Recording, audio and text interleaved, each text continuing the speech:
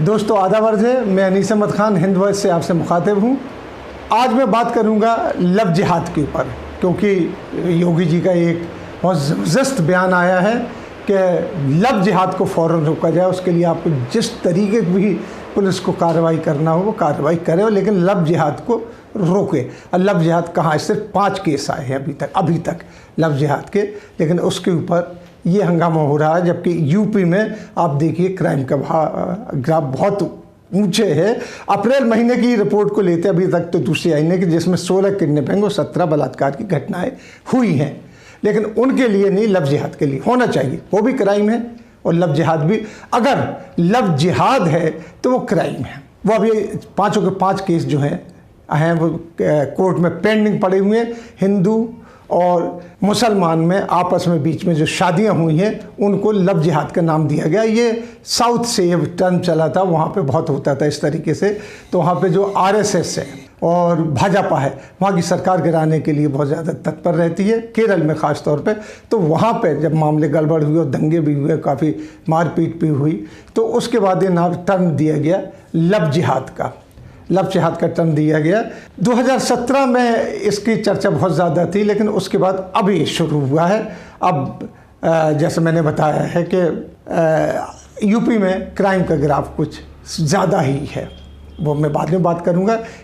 इस बीच में मैं आपसे वही अपील करना चाहता हूँ जो करता हूँ, कि आप ज़्यादा से ज़्यादा हिंद वॉइस को देख रहे हैं तो उसे सब्सक्राइब कीजिए, उसकी वेबसाइट पे जाइए, उसको फेसबुक पे जाइए और हमें ज़्यादा से ज़्यादा शेयर कीजिए। जो नीचे एक नंबर जा रहा है उसमें आप हमें आर्थिक मदद भी दे सकते हैं, वो हमारे लिए काम की होगी, क्योंकि हम लोग सब श्रमजीवी हैं। हमारा काम सिर्फ पत्रकारिता ही करना है। लिहाजा अगर आप कुछ मदद देंगे तो हमारी बहुत ज़्यादा सहायता हो जाएगी।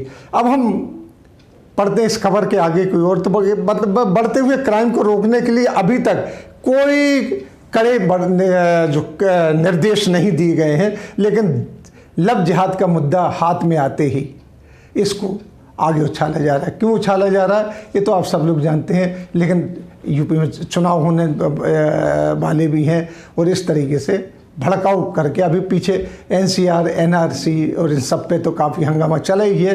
अब लव जिहाद पे हंगामा शुरू हो रहा है, जिसके लिए योगी जी ने सख्त निर्देश दिए हैं कि इसको रोका जाना चाहिए। दोनों तरफ से सही है कि कहीं इसकी वजह से दंगे ना भड़क जाएं, और इसको रोकना चाहिए। अब वजह क्या है, इसके पीछे पुलिस क्या करती है, ये मैं अब डिटेल बताऊँगा। जब योगी जी ने 2017 में जब वो मुख्यमंत्री बने थे तो एक रोमियो स्क्वाड बनाया था, उसकी पोल खुली थी किस तरीके से, वो मैं बाद में बताता चला जाऊंगा। जब योगी जी की बात करें तो वो लव जिहाद से कब से नाराज़ रहते हैं, इस तरीके के इंटरकास्ट मैरिज से। 2014 में जब वो सांसद थे तो उन्होंने हिंदू मुस्लिम शादियों का बहुत जमकर विरोध किया था। 2017 में, माफ़ कीजिएगा, 2014 में उन्होंने ऐसी शादियों को लव जिहाद कहकर उसे एक अंतर्राष्ट्रीय षड्यंत्र भी बताया था। इसके बाद भाजपा सांसद साक्षी महाराज आगे आए, वो भी 2014 में उन्होंने आरोप लगाया था कि मदरसों में लव जिहाद ही पढ़ाया जाता है। वैसे लव जिहाद का मतलब होता है कि अगर एक लड़का वालिग और एक लड़की वालिग आपस में रजामंद हैं, कोई बीच में कोई फोर्स नहीं है, तो वो शादी कर सकते हैं। कोर्ट इसमें जा सकते हैं, कोर्ट से शादी कर सकते हैं, ये लीगल है। लेकिन सामाजिक तौर पे इसको लव जिहाद का टर्म देके इसको एक ऐसा अपराध बना दिया गया है। लीगल तो नहीं है, लेकिन अपराध बना दिया गया है जिस पे दंगे होने की भी संभावनाएं रहती हैं। अब तात्कालीन जो उसी ज़माने की बात है कि जल संसाधन मंत्री थी आपकी उमा भारती, उन्होंने भी लव जिहाद के बारे में बार बार वो उठाती रही थी। 2015 में आरएसएस की बीएचपी की जो महिला विंग है दुर्गा वाहिनी ने करीना कपूर और सैफ अली खान की शादी पे को भी लव जिहाद कह के बड़े बड़े जुलूस जल से निकाले थे और काफ़ी प्रदर्शन किए थे। मुंबई में किए थे, यहाँ दिल्ली में तो नहीं किया था, मुंबई में किए थे। वैसे हिंदू मुस्लिम शादियों को लव जिहाद कहने का चलन केरल से शुरू हुआ। हमने बताया साउथ में ये चीज़ काफ़ी चलती है। कोर्ट कचहरी में मामले जाते हैं, फैसले कैसे होते हैं उनके ऊपर हम नहीं जाएंगे, क्योंकि ये लव का मामला होता है, शादियां आपस में की जाती हैं। कोर्ट तो कानूनन फैसले देता है। अब सामाजिक तौर पर इसका वैल्यू अभी तक कोई तय नहीं हो पाई, क्योंकि कई बार ऐसा होता है कि इल्ज़ाम तो लगाया जाता है लव जिहाद का, लेकिन वो निकलती नहीं है कि लव जिहाद है, वो आपस में शादियाँ निकलती हैं। जिस तरीके की अभी यूपी की जो 5 शादियाँ हैं वो कोर्ट में केस हैं, उनके बारे में चल रहा है। ये जो लव जिहाद है भाजपा ने जो चलाया था केरल में, वाम सरकार को गिराने के लिए वो कई एजिटेशन चलाती है, उसमें ये है। अब वहाँ से तो ये मसला ख़त्म हो गया, लेकिन यूपी में आगे कंसंट्रेट हो गया। 2017 में यूपी के मुख्यमंत्री ने पद संभालते ही एक लव जिहाद को रोकने के लिए एंटी रोमियो एक स्क्वाड बनाया था, जो कि कहने को था कि लड़के लड़कियां अगर साथ घूमते हैं उनको रोका जाए, लेकिन अगर हिंदू लड़की या मुस्लिम लड़का है या मुस्लिम लड़की या हिंदू लड़का है तो उनको किस तरीके से रोका जाए, उनको थाने लाया जाए, समझाया जाए कि किस तरीके से। ये कोई फ्रेम नहीं था, लेकिन रोमियो स्क्वाड था, उसमें एक मेल पुलिस वाला एक फीमेल पुलिस वाले रहेंगे, उनके पास हिडन कैमरे भी रहेंगे।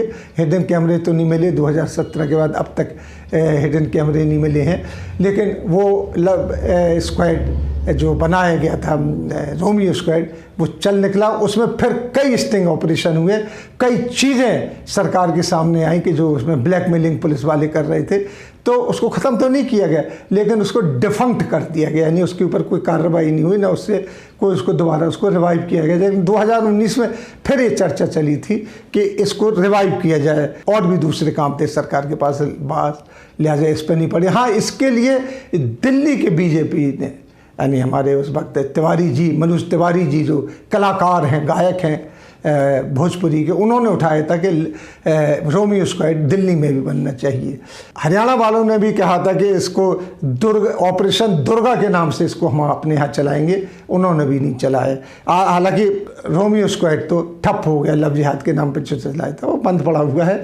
दोबारा रिवाइव किया जाए तो किया जाए, इसकी संभावना क्या होती है वो सरकार बताएगी। लव जिहाद क्या है ये हम आपको अब पहले ही बता चुके हैं, अब भी बताएं। लव जिहाद वो है कि अगर एक समुदाय की लड़की दूसरे समुदाय के लड़के से शादी करती है तो उसको लव जिहाद कहा जाता है। समुदाय का मतलब है कि मुसलमान लड़का अगर हिंदू लड़की से शादी करती है तो इसको लव जिहाद कहा जाता है। इसके बारे में इसको प्रूव करना कोर्ट में ज़्यादा मुश्किल होता है, लेकिन समाज इसको एक्सेप्ट नहीं करता है, आज तक नहीं करता है। लेकिन हाँ, बहुत जगह पे ऐसी शादियाँ हुई हैं और सक्सेसफुल चल रही हैं, उसमें किसी को एतराज़ नहीं है। कोर्ट ने भी उनको परमिशन दे दी है, वो यहाँ से उठ के कहीं दूसरी जगह चले जाते हैं। पर रही शादियों की बात, तो इंटर रिलीजन तो बहुत दूर की बात, इंटर कास्ट मैरिज में जो कत्ल हो जाते हैं, जिनको ऑनर किलिंग कहते हैं, वो भी हो जाती हैं। तो लिहाजा इस मामले में सोचना पड़ेगा कि इसको रोका कैसे जाए। यूपी सरकार लव जिहाद के लिए तो कड़े कानून बना रही, जहां पर क्राइम का सवाल है उसका ग्राफ 1 महीने में 16 किडनैपिंग और 7 बलात्कार है। जहां मार्च 2017 से जुलाई 2020 तक का हम लें तो 6126 एनकाउंटर हुए हैं और 122 अपराधी मारे गए हैं। तब उसके बावजूद भी अपराध थमने का नाम नहीं ले रहा है वहाँ पे। वहीं पहले क्राइम रोकना चाहिए और बाद में लव जिहाद की तरफ चलना चाहिए, इकोनॉमी को रोकना चाहिए, ये सब करना चाहिए। लव जिहाद मसला है, वो इसलिए मसला है कि उसके आड़ में दंगे बड़े बड़े भड़कते हैं, उसके आड़ में ज़्यादा से ज़्यादा तनाव पैदा होता है, चाहे वो कोई करे। तो उसको सोच समझ के, जो नौजवान पीढ़ी हम उससे कहेंगे कि आप ये सारा काम कुछ कर रहे हैं तो सोच समझ के करें उसको। लेकिन सिर्फ और सिर्फ मुसलमानों के ऊपर इल्ज़ाम न लगाया जाए कि वो मदरसों में ये पढ़ाया जाता है लव जिहाद, जो उसका नाम लव जिहाद देने से ही मामला ये समझ में आता है कि मुसलमान ही करते हैं। जिहाद का मतलब होता, अगर देखा जाए तो जिहाद के मतलब होता बुराई के खिलाफ जंग करना। उस ज़माने में जो दुश्मन होता तो वो बुरा समझा जाता था, उसके खिलाफ जंग करना। जंग किसी तरीके की हो सकती है, हम शाब्दिक जंग भी कर सकते हैं, ऐसे भी। जिहाद का मतलब ये थोड़ी है कि हरदम तलवार बंदूक लेके खड़े हो जाके कुछ कर दीजिए, मतलब बिगाड़ दिए हैं आज की लुगत में। जिस तरीके से एक वर्ड है उर्दू में खिलाफत कर रहे हैं, वो साहब उनकी खिलाफत कर रहे हैं, विरोध कर रहे हैं, जबकि खिलाफत का मतलब होता है खलीफा। खलीफा का मतलब होता है उस समय का वक्त का बादशाह, जिसके अंडर में पूरी की पूरी जनता होती, तो खलीफा की पदवी मिला करती थी।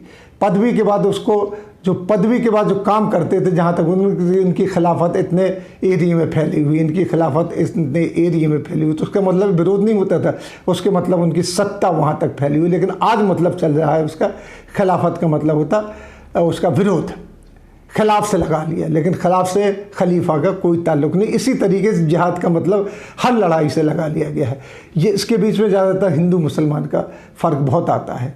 तो इसके कानून बनाने से पहले, इसके बारे में कोई बात करने से पहले, इसके बारे में सब चीज़ें करने से पहले बड़ा ज़रा सोच समझ लेना चाहिए, क्योंकि ये लफ्ज़ जिहाद नाम देना ही बहुत ख़तरनाक है, इसको जिहाद से जोड़ना। और ये जो लड़के लड़कियों के साथ होता है, जो मिलते हैं, तो ये अपनी मर्जी होती है, वो कोर्ट फैसला करती है। हम कौन होते हैं फैसला करने वाले इसके, क्योंकि वालिद का उनको पूरा सर्टिफिकेट मिला हुआ है, और वालिद के जो वो होते हैं अपने हक, वो उनके तहत अगर उतरता है तो ठीक है, नहीं उतरता है तो उसके ऊपर उन्हें सज़ा मिलनी चाहिए। अगर कोई किडनैपिंग करके लफ्ज़ जिहाद करता है तो उसे सज़ा मिलनी चाहिए, चाहे वो कोई हो।